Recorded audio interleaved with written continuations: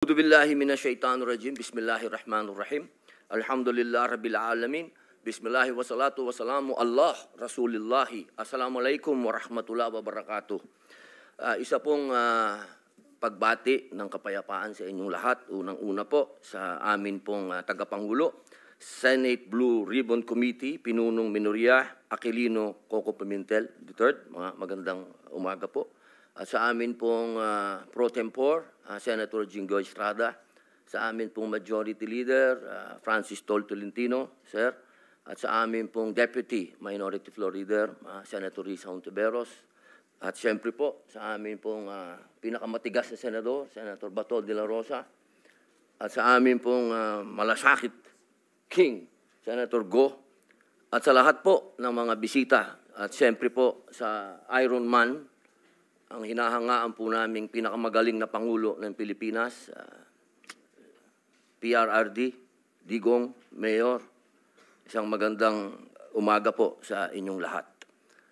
Ako po ay nakikinig sa mga opening statement ng aking mga kasama. Sila po ay mga batikan na senador, mga abogado, mga kilala na po na nagbibigay ng point of view sa legal na usapin. Ang akin pong pahayag ay naratibo ng isang convicted criminal. Ako po ay convicted, ako po ay nakulong. Ako po ay nabuhay kasama ang mga kriminal sa Bilibid. At kilala ko po ang underworld.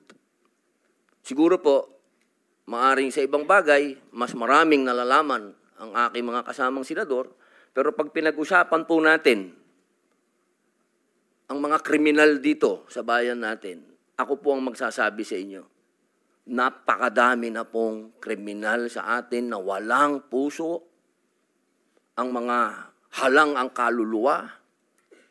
Napag-usapan po natin ang mga biktima ng sinasabing war on drugs, pero hindi po natin napag-usapan ang mga biktima ng mga durugista. Kung paano pinapatay ang kanilang mga anak, pinapatay ang kanilang mga asawa, pinapatay ang kanilang kapitbahay. Kung paano sinira ng droga ang mga buhay ng mga pamilya ng OFW.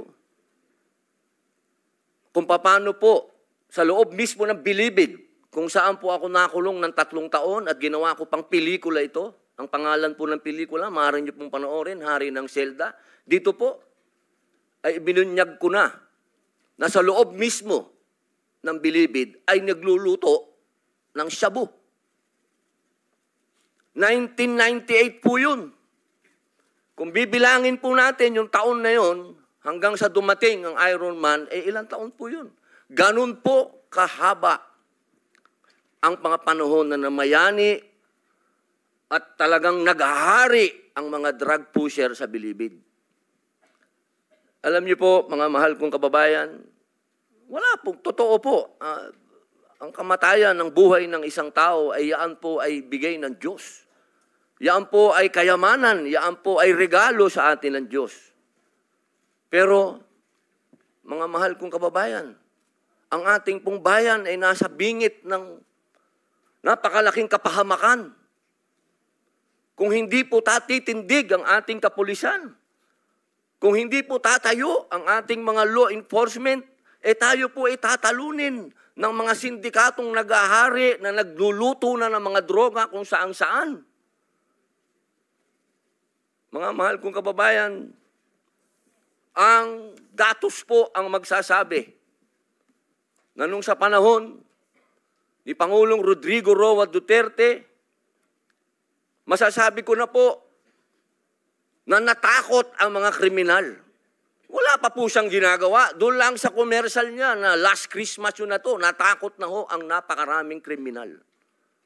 Natakot na ho ang napakaraming durugista, napakaraming pusher ang nag-surrender. Wala pong nangyayari. Sa salita lang po yun. Mga mahal kong kababayan, kung sisisi natin lahat ang mga namatay dito sa administrasyon ni Rodrigo Roa Duterte, abay nagkakamali po tayo. Alamin po natin kung ano ang drug underworld kung ano ang mga drug syndicates. Ako na po ang nagsasabi sa inyo, regular na po ito tuwing magpapalit ang administrasyon, naglilinis ang mga sindikato.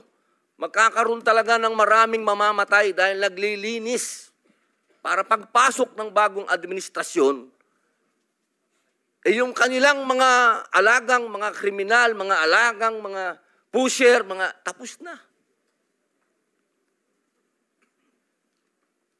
Sana po, sa usapin na ito, maging realistic po tayo, mga mahal kong kababayan.